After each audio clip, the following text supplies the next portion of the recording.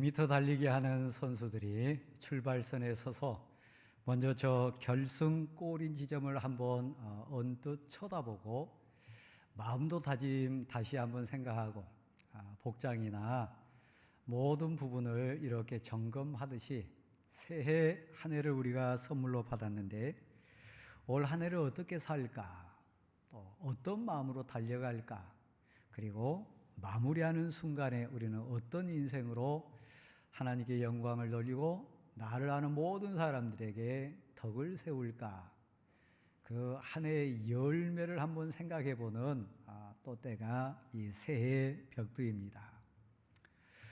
모든 사람들이 결승점에서 금메달을 따는 것 아닙니다. 또 모든 사람들이 칭찬받고 또 자기 자신에게나 이웃에게 특별히 신앙 고백 가운데 감사합니다, 하나님께 고백자가 되는 것 더더욱 아닙니다. 하나님 우리에게 믿음의 선물 주시고 또 은혜의 시간이라고 하는 복을 주셨는데 이 한 해를 저나 여러분 모두가 어떻게 살아야 될까, 가장 귀한 또 사명 중에 하나라 우리 생각합니다. 지난 한 주간 살면서 슬프고 또 가슴 아픈 가장 부끄러운 세 장면을 우리는 봤습니다. 어린 나이라고 해서 마무리 관계없는 인생 아닌 것, 정은이 사건을 통해서 우리는 경험했습니다. 부모 잘못 만나서 사회적인 그런 악한 또 제도 때문에 그 어린 아이가 아픔 당하고 쓸쓸하게 비참하게 죽어갔던 그 장면을 우리는 사회 뉴스 이슈를 통해서 많이 아파했습니다. 코로나19 감염 사태와 관련해서 지난주 우리나라에도 1000명이라고 하는 사망자 수를 이미 넘어섰습니다. 아신지 모르겠습니다만은 코로나19 상황과 관련돼서 인생 마무리를 하는 사람들의 그 비참한 최후는 왜 우리가 이 코로나 감염증에 조심을 해야 되고 대면 예배까지 포기하면서 서로를 살펴야 하는지를 잘 말해 주는 것 같습니다. 최소한의 인간의 존엄, 최소한의 가족과의 그런 이별의 순간을 통째로 앗아가는 것이 이 코로나 감염증 마지막 순간입니다. 비닐봉지를 한 번, 두 번 이렇게 밀봉해 가지고 일반인들로 화장하는 모든 순서가 끝난 다음에 마지막 순간에 화장을 해서 가족 중에 단 한 사람 그 화장대에 납고를 받아 가지고 장례 절차를 진행케 하는 것, 그것이 모든 장례 순서의 전부입니다. 사랑하는 아버지를, 사랑하는 어머니를, 사랑하는 형제를 그렇게 보낸다고 하는 것, 그렇게 마지막 이별을 한다고 하는 것은 정말 슬픈 일입니다. 우리 가정의 일, 내가 그런 상황이 됐다고 하면 얼마나 황망하고 얼마나 안타까운 상황이 되겠습니까? 그런데 이런 마지막을 맞는 인생도 있다고 하는 얘기입니다. 그런가 하면 미국 국회의사당이 점령당하는 말로 표현하지 못할 또 부끄러운 모습이 전 세계에 생생하게 생중계된 사실을 우리는 TV를 통해 봤습니다. 현직 대통령이 마무리를 어떻게 할까? 모든 세상 권력의 정점에 있는 미국 현직 대통령의 마지막 마무리 장면은 부끄러움이었습니다. 결코 우리가 닮아서는 안 될 안타까운 마지막 장면입니다. 출발선에 선 사랑하는 대왕교회 성도 여러분, 우리는 마무리를 어떻게 해야 될까요? 출발선에 서서 마지막 마무리 장면을 이렇게 한번 생각해 보면 그 과정을 어떻게 달려가야 될지, 그 과정 속에 당하는 고난이나 아픔이나 한계를 만났을 때 어떻게 극복해야 될지를 우리 스스로가 생각하는 그런 유익함도 분명히 있습니다. 그래서 저는 새벽 뒤에 하나님의 사람, 신앙 인물 가운데 꼭 우리가 본받기를 원하고 나도 그렇게 마무리를 잘해야 되겠다. 은혜스럽게, 덕스럽게, 그리고 하나님 앞에 영광스럽게 이 마무리를 해야 되겠다 하는 대상으로 오늘 본문 17절부터 38절에 나오는 사도 바울과 에베소 교회 장로들과의 마지막 이별 순간을 본문으로 잡았습니다. 저도 사역자입니다. 현장에 있는 우리 교육자 여러분이나 장로님들, 또 비대면 예배를 드리는 성도 여러분, 우리 인생은 천년 만년 살 인생 아닙니다. 반드시 정한 인생의 이치가 하나 있는데 우리 다 마지막 순간을 맞이해야 된다고 하는 이 분명한 원리입니다.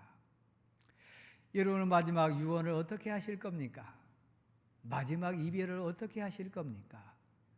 사역 현장에서 사랑하는 사람들과 함께 또 가족들과 이별을, 특별히 내 인생 마무리를 하나님 앞에 섰을 때 어떻게 해야 될까요? 새해를 시작하는 이 시점에 우리는 진지하게 다시 한번 생각합니다. 이 본문을 택한 이유 중 하나는 제가 죽음의 강을 건너면서 제가 반드시 강단에 다시 한번 선다면 이 본문은 제 가슴에서 꼭 설교하고 싶습니다. 소원했던 본문 가운데 하나가 이 본문입니다. 어떤 연유인지 그 상황이 왜 그랬는지 모르지만 3년 동안 에베소 교회를 개척하고 사역했던 사도 바울은 황급하게 예루살렘을 향해 떠날 수밖에 없는 상황을 맞이했던 것 같습니다. 그래서 우리가 아는 환송 예배도 드리지 못했던 것 같고 차분히 이별의 순서도 갖지 못했던 것 같습니다. 그래서 밀레도라고 하는 섬에서 급하게 이 에베소 교회에 대표하는 장로들을 불렀습니다. 그리고 그 밀레도에서 마지막 이별 순서를 갖는 것이 오늘 본문의 배경입니다. 사역의 거울, 삶의 거울, 믿음의 거울대인 에베소 교회 장로들 앞에 놓고 사도 바울은 하나님 앞에서, 성도 앞에서, 자기 자신 앞에서 지난 삶을 고백합니다. 그리고 내일에 대한 소망을 다시 새롭게 다짐합니다. 그리고 모든 삶에 대한 정리를 은혜 가운데 하나하나 마무리하는 본문이 오늘 본문의 흐름입니다. 에베소 교회의 교역자로서, 사역자로서 3년 동안 사역하면서 그가 이렇게 돌아볼 때 눈물 많이 흘렸다고 했습니다. 그리고 모든 겸손으로 사역을 감당한 원칙 속에 사역 감당했다고 고백합니다. 영적인 싸움도 치열해서 저 유대주의자들뿐만 아니라 영적인 대적자들 때문에 시험도 많이 받았다고 했습니다. 그때 끝까지 하나님을 붙들고 이겼노라 고백하는 장면을 본문에 소개합니다. 저도 마찬가지입니다만은 여러분이 가족 앞에 섰을 때, 또 사역 앞에 섰을 때 이제 이별이다, 마지막 순간이다 그랬을 때 지난 사역과 가정삶과 또 삶을 이렇게 돌아봤을 때 우리 소원하는 것은 후회 없어야 됩니다. 자기 자신에게뿐만 아니라 관련된 사람에게, 특별히 그 모든 것의 주권자 되신 하나님 앞에 섰을 때 후회 없어야 합니다. 사도 바울은 에베소 교회의 사역을 에베소 교회 장로들 앞에서 고백해내는데, 나는 지난 3년 동안 모든 겸손의 삶으로 사역했다. 당신들이 증인 아니냐? 당신들이 다 알지 않느냐? 그렇게 고백합니다.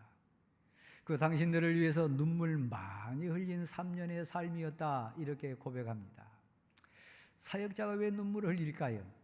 좋아서 흘리는 눈물도 많습니다. 슬퍼서 흘린 눈물도 있지 않습니까? 그리고 감격으로 흘린 눈물도 있고요. 안타까워서 너무 아파서 흘리는 뜨거운 눈물도 많이 있습니다.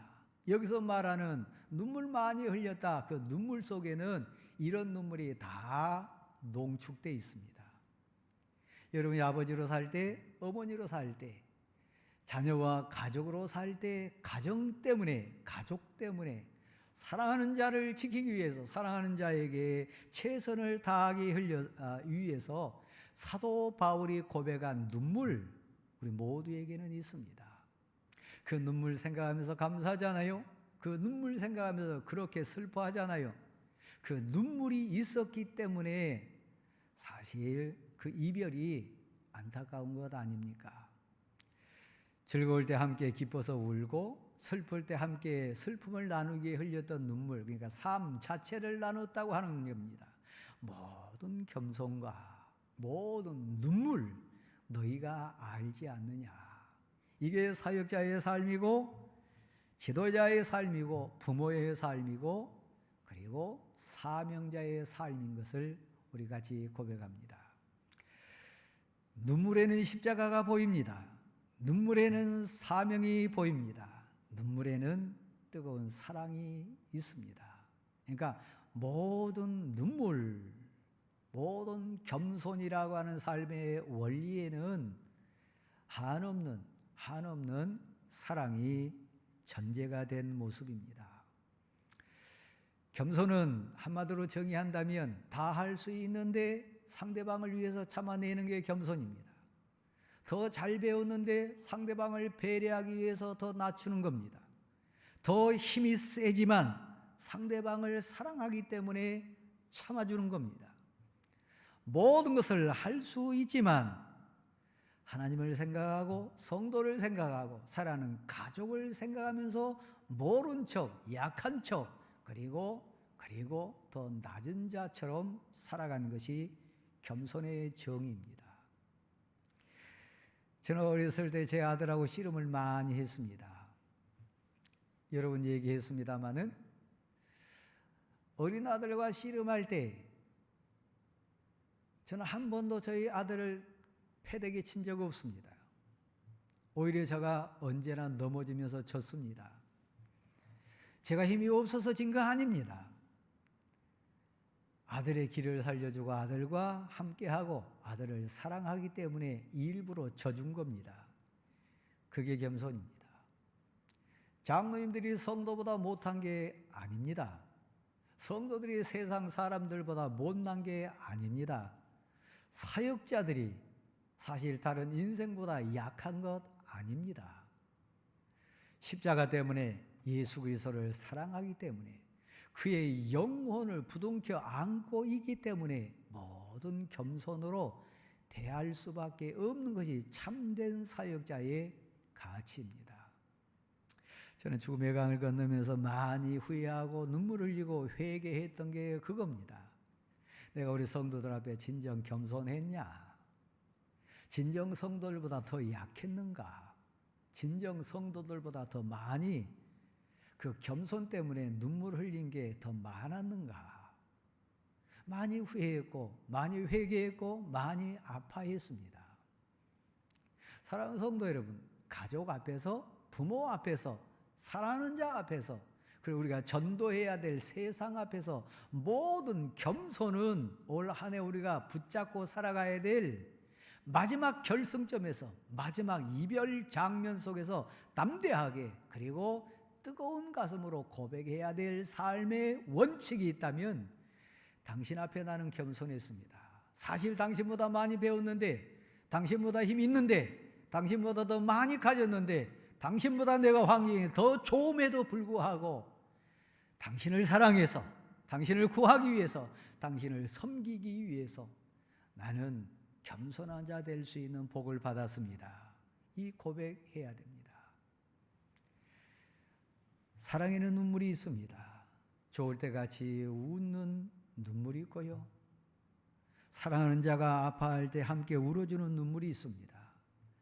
애타하는 눈물이 있고 소원하는 눈물이 있습니다. 눈물이 없는 사랑은 가짜입니다. 눈물이 없는 사역은 거짓입니다. 눈물이 없는 사명자는 십자가 없는 가짜입니다. 그래서 사도 바울은 3년 에베소 교회를 사역하고 증인된 에베소 교회를 대표한 장로들 앞에 앉혀놓고 당신들이 알듯이 나는 모든 겸손과 사역 때문에 흘린 눈물, 여러분을 목회하기 위해 흘린 눈물이 많이 있었다고 고백합니다. 올 한 해 우리 인생 승리의 비결이 있다면 뭘까요? 아들을 위해서 많이 우는 거요. 딸을 위해서 많이 사랑의 눈물을 흘리는 거요. 사랑하는 성도 때문에 하나님 앞에 엎드려서 많이 눈물을 흘리는 거예요.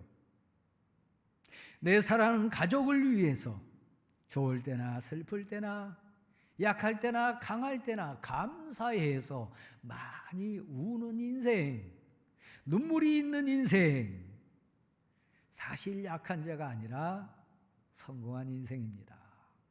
사도 바울은 그렇게 고백을 했습니다. 그리고 담대하게 고백할 때 이웃을 향해서도 세상을 향해서도 할 말이 있다고 얘기했습니다. 모든 사람 피해에 대해서 나는 자유한다. 이쯤 돼서 여러분이 예수 그리스도의 마지막 장면을 한번 생각해 보시겠습니까? 십자가에 달리면서 주님이 하나님 앞에 고백했던 그 마지막 말 우리 기억합니다. 나는 다 이루었다. 여한이 없다. 후회가 없다. 사도 바울도 그랬습니다.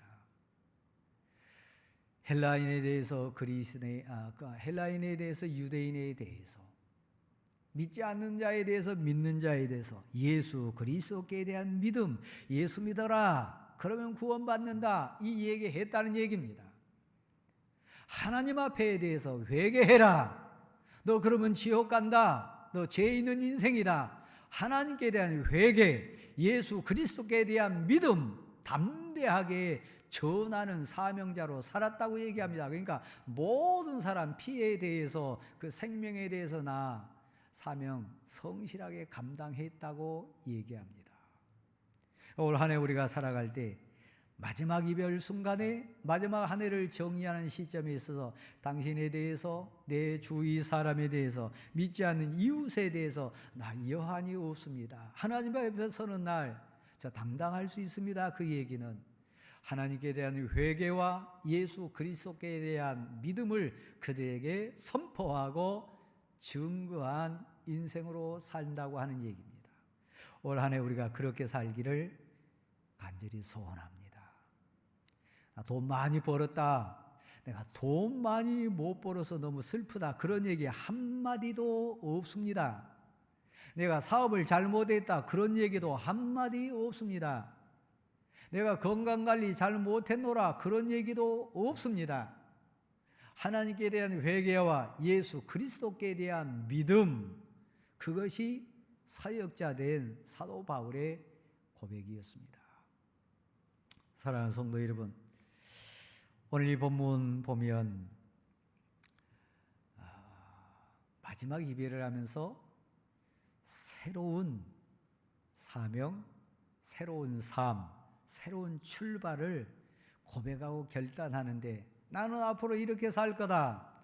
이전에도 이렇게 살았지만 앞으로도 그렇게 살 거다. 시간 제한 때문에 세 가지만 좀 같이 나누고자 합니다. 첫 번째는 나 성령의 인도하심 따라 살고 싶다.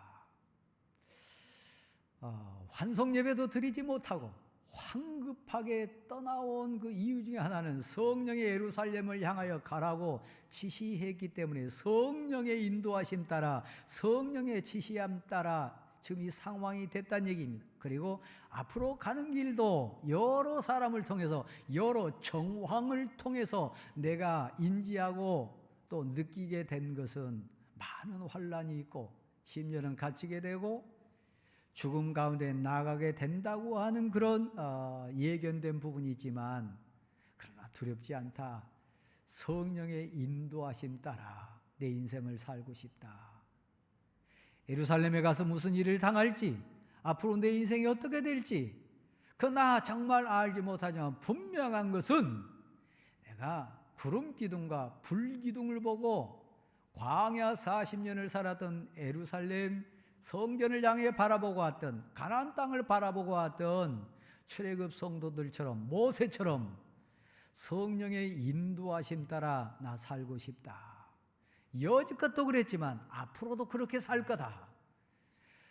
내 인생의 주권이, 내 가는 길 방향성이, 내 인생의 목적성이 내게 있지 않고 성령의 인도하심 따라 성령의 지시함을 받아서 그렇게 살고 싶다. 그럼 여러분 올 한 해 어디로 가야 될지, 무슨 일을 해야 될지, 무슨 말을 해야 될지, 어떤 만남을 가져야 될지 그것까지도 염려하지 마십시오. 하나님 할 말도 넣어주실 것이고 행할 바도 가르쳐 주실 것이고 가야 할 곳도 미리 예배해 주실 줄 믿습니다. 결혼 준비하고 있는 우리 김 목사님 네 분, 사역 현장에 대해서도 인생사에 대해서도 가정사에 대해서도 염려하지 마십시오. 성령께서 인도해 가실 줄 믿습니다. 당당할 수 있습니다. 여유 있게 갈 수 있습니다. 그리고 평안히 그 삶 속에 사역 감당할 수 있습니다. 두 번째로 고백했던 것은 나는 사명 붙들고 가겠습니다. 하나님이 내게 주신 사명, 곧 예수 그리스도께 대한 소망, 곧 믿음의 복음에 대한 이 사명, 이것을 감당하기 원하는 내게는 심지어는 내 목숨까지도 아깝지 않다. 목숨을 걸고 이 사명, 사역을 감당해 내겠다고 하는 얘기입니다. 지난 3년 동안 에베소 교회 사역이 그랬다고 고백하고 또 앞으로 사역도 그렇게 할 거라고 얘기합니다. 올 한 해 인생 살아가면서 가장 행복한 인생이 있다면 누굴까요? 사명 붙들고 밤이든 낮이든 힘들 때든 좀 여유로울 때든 언제든지 사명이 가슴을 데피는 사람, 사명이 눈앞에 어른거려서 그 사명을 놓치지 않게 해서 최선을 다하는 사람, 그 사명을 감당하기 위해서 이마에 땀을 흘리기도 하고 거친 숨을 내쉬지만 앞을 향해 나아가는 사람, 옆에서 봤을 때도 아름답다, 저 사람 참 부럽다, 분명한 할 일이 있는 사람, 가장 복되고 아름다운 하나님의 일을 위해서 이마에 땀을 흘려내는 사람, 너무너무 멋있다, 너무너무 아름답다, 그 사람 우리를 감동시킬 사람입니다. 사도 바울이 앞으로도 그렇게 살고 싶다고 얘기합니다. 주께서 내게 맡기신 사명, 그것이 내게 있기 때문에 나 외롭지 않습니다. 가야 될 길이 분명합니다. 얘기합니다. 사랑하는 성도 여러분, 여러분이 사명자로 승리하기를 소원합니다. 사명 붙들고 하루하루 알차게 꾸려갈 수 있기를 간절히 소원합니다. 오늘 이 본문에 보면 앞에 있는 자들은 에베소 교회 장로들입니다.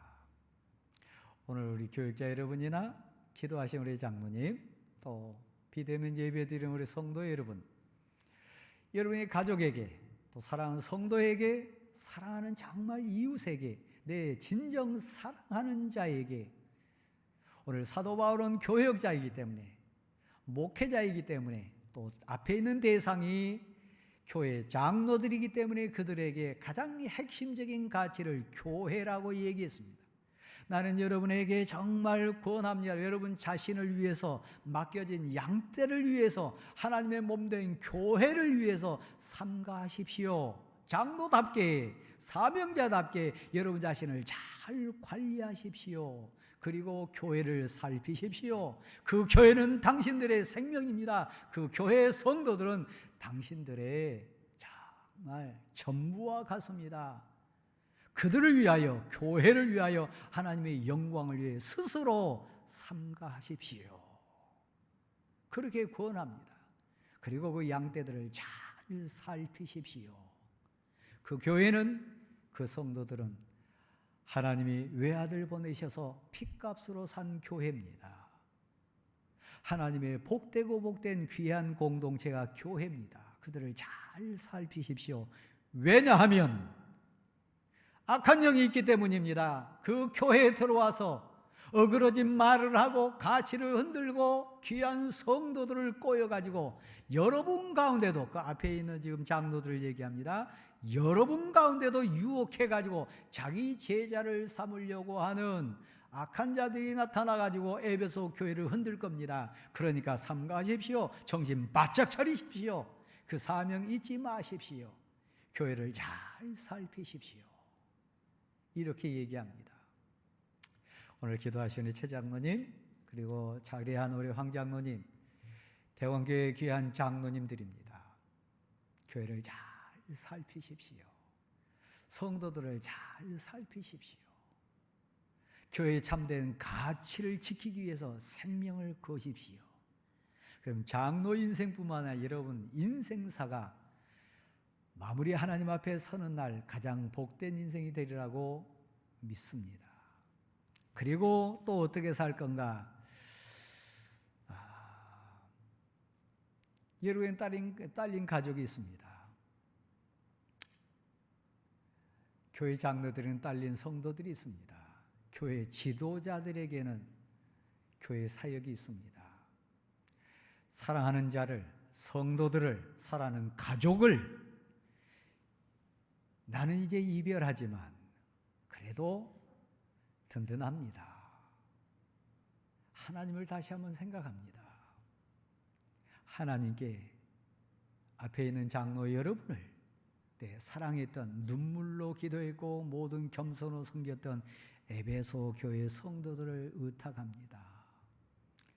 1년 마음 놓고 달릴 수 있는 사람, 평안한 가운데 정말 여한이 없이 두 눈을 감을 수 있는 사람 누구인가? 내 사랑하는 아내를, 내 사랑하는 남편을, 내 사랑하는 아들과 딸을, 내 사랑하는 성도를 의탁할 분이 있는 사람이, 나는 가지만 그래도 하나님이 계십니다. 하나님께 여러분을 의탁합니다. 하나님께 사랑하는 가족을 의탁합니다. 사랑하는 내 사랑하는 자를 온전히 지켜주시고 받아주실 하나님이 계시기 때문에 염려되지 않습니다. 여러분을 하나님과 그 하나님의 말씀께 의탁합니다. 자신 있게 인생의 공을 던지세요. 그러므로 자신 있게 인생사를 이 1년 동안 기도하면서 진행하십시오. 여러분이 사랑하는 자, 여러분이 사랑하는 성도, 여러분이 사랑하는 가족, 하나님께 의탁하십시오. 그러니까 염려하지 마시고 두려워하지 마시고 담대하게 여러분 사랑하는 자를 이 한 해 동안 가장 안전하게 지킬 수 있는 비결이 뭘까? 그들에게 최고의 소망이 뭘고 최고의 내가 배려할 수 있는 것이 무엇일까? 본다면 하나님께 부탁하는 거예요. 하나님께 의탁하는 거예요. 에베소 교회의 장로들을, 에베소 교회의 성도들을, 에베소 교회에 사랑하는 사역을 나는 의탁합니다. 여러분 돈 많이 벌어 놓으셨나요? 환경이 좋습니까? 여러분 배경이 충만합니까? 근데 그건 한순간이. 여러분이 지금 아무리 많은 권력을 갖고 있다 할지라도 그것은 여러분이 이별하고 난 다음에는 한순간이에요. 저도 죽음의 강을 건너면서 많은 걸 깨달았습니다. 느꼈습니다. 우리 성도 가운데도 노회원 가운데도 저를 아는 한국교회 지도자들 가운데도 제가 아팠다고 하니까 태도가 많이 다르더라고요. 건강할 때 느끼지 못했던 희한한 부분들이 참 많이 생기더라고요. 그게 제 고백입니다. 사도 바울이 증거한 말씀 그대로입니다. 하나님께 의탁하세요. 하나님만이 진실한 의지자십니다. 하나님의 진정 여러분의 사랑하는 자를 보호해 주실 유일한 분입니다. 그 하나님께, 그 하나님 말씀께 여러분의 사랑하는 자를 꽉 묶어 주십시오. 우리 아들은 기도하는 아들입니다. 우리 딸은 말씀을 의지하는 자입니다. 내 사랑하는 가족은 하나님께 예배하는 자입니다. 그러면 여러분 뭐가 염려되겠어요? 뭐가 두렵겠어요? 뭐가 걱정되겠어요? 하나님과 하나님 말씀께 내 사랑하는 자들을 의탁합니다. 그러고 떠나겠다고 하는 얘기입니다. 그러고 사역을 시작하겠다고 하는 얘기입니다. 올 한 해 여러분 사랑하는 가족들을 하나님께 의탁하십시오. 하나님께 그 하나님 말씀에 부탁하는 여러분 되시기를 소원합니다. 마지막 하나입니다. 사랑하는 성도 여러분, 사도 바울은 지난 3년 에베소 사역을 통해 마무리 이별 장면에 자기 자신을 하나님 앞에서 증인된 에베소 교회 장로들 앞에서 이렇게 고백하고, 나는 아무의 은이나 금이나 의복을 탐하지 아니하였도다. 떠나는 자의 가장 아름다운 고백 아니겠습니까? 내 인생의 목적이 금에 있지 않았다, 은에 있지 않았다, 화려한 옷에 있지 않았다. 그래서 그걸 탐하지 않았다고 얘기합니다. 누구에게나 당신들이 증인이니까 내가 누구의 금을 탐했는가, 은을 탐했는가, 화려한 의복을 탐한 인생 살지 않았다고 얘기합니다. 그러면서 이 물질과 관련된 교훈을 놓치지 않습니다. 베푸는 자 되세요. 주는 자 되세요. 나누는 자 되세요. 주께서 친히 말씀하신 것처럼 받는 것보다 주는 것이 더 복이 있습니다. 당신이 얼마나 화려한 인생인지, 멋있는 인생인지, 부자인지, 얼마나 능력 있고 영향력 있는 사람인지 뭘로 판가름하냐? 가지고 있는 게 아닙니다. 베푸는 양입니다. 주는 분량입니다. 사랑이 됐든 물질이 됐든 관심이 됐든 환경이 됐든 받는 것보다 주는 자가 되십시오. 그래서 올 한 해 꿈이 있습니다. 저는 내 사랑하는 가족에게, 내 사랑하는 성도에게, 내 사랑하는 자들에게, 이웃에게 받는 자보다 주는 자 되는 겁니다. 주기 위해서 봅니다. 나누기 위해서 일합니다.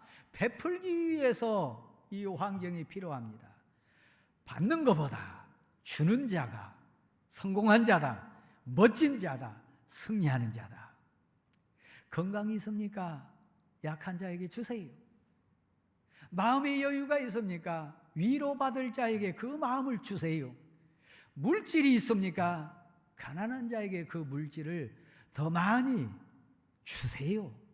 인색한 자 되지 마세요. 교회 공동체는, 성도의 삶은 받는 데 있지 않습니다. 주는 데 있습니다. 받는 것보다 주는 것이 복이 있다. 우리 주님 예수 그리스도의 교훈이셨고, 그분은 어디까지 주셨어요? 생명까지 주셨어요. 마지막 피 한 방울까지 다 주셨어요. 2021년 어떤 가치로 우리 한번 살아볼까요? 출발선에 서서 우리 어떻게 한번 고백해 볼까요? 2021년도 나와 관련된 모든 사람에게 조그만 것 하나라도 나는 주는 인생 되겠다. 하나라도는 베푸는 인생 살겠다. 하나라도 나는 배려하는 관계 맺고 살겠다. 시작하면서 마무리를 생각하는, 그래서 하나님 앞에 서는 날 우리 주님의 고백처럼 다 이루었다. 사도 바울의 고백처럼 나는 아무에게나 은이나 금이나 옷을 탐하지 않고 정말 모든 겸손과 눈물로 살았다. 위임 목사인 제 입장에서, 사역자인 제 입장에서 마지막 한마디로 좀 마무리를 하겠습니다. 앞에 앉아있는 에베소 교회 장로들은 온전한 인생 아니었을 겁니다. 처음부터 완전한 인생 아니었을 겁니다. 그들 중에 몇 사람은 사도 바울 눈물을 많이 빼게 했을 겁니다. 그들 중에 어떤 가정은 사도 바울을 많이 울게 했을 겁니다. 앞에 있는 에베소 교회 장로 가정 중에 어떤 가정은 사도 바울을 많이 감격으로 울게 했을 겁니다. 감사해서 눈물을 흘리게 했을 겁니다. 인생은 온전치 않습니다. 그 가운데 사역자의 눈물, 뜨거운 눈물 가운데 하나는 집에서든 공적인 자리든 자연스러울 때든 부자연스러울 때든 언제든지 당신의 영혼을 위하여 나는 할 말을 했다. 가르칠 것을 담대하게 가르쳤다. 당신이 바른 인생 되기를 위하여 목회자이기 때문에 하나님 앞에 당신을 세우기 위하여 나는 할 말을 했다. 가르쳤도다. 아멘. 순종할 때는 감사해서 울었겠지요. 그걸 포용하지 못한 인격이나 포용하지 믿음이 안 됐을 때는, 걷길로 가거나 불순종한 안타까운 상황일 때는 아파서 많이 울었겠지요. 제 지난 18년 대광교회 담임 목사 사역 속에도 많이 울었습니다. 감사해서 울었고, 아파서 울었고, 너무너무 좋아서 울었고, 미숙함 때문에 어리석은 상황을 보면서 안타까워서 울었던 눈물이 제게는 많이 있습니다. 여러분, 목회자에게, 사랑하는 아버지에게, 사랑하는 가족에게 눈물을 흘리게 하되 아픈 눈물 흘리게 하지 마십시오. 감격의 눈물을 흘리게 하십시오. 감동의 눈물을 흘리게 하는 여러분이 될 수 있기를 간절히 소원합니다.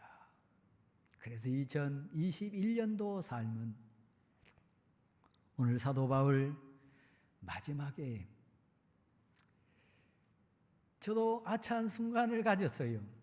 10시간 가까운 수술대에 있으면서 단 5분도 앉기도 일어서기도 눕기도 못한 그런 상황 속에 가슴 속에 외친 부분이 있어서 이렇게 삶을 마무리하면 어떻게 하나? 이렇게 마지막을 정리하면 어떻게 하나? 안타까움이 있었어요. 근데 오늘 본문에 보면 사도 바울의 위대하고 너무 부러운 장면이 나옵니다. 그 에베소 장로들 목을 끌어안고 안으면서 눈물로 이별하는 장면이 나옵니다. 저는 우리 교회 장로님들을 그렇게 목을 끌어안고 감격으로 감사하다고 눈물을 흘리면서 이별할 수 있을까?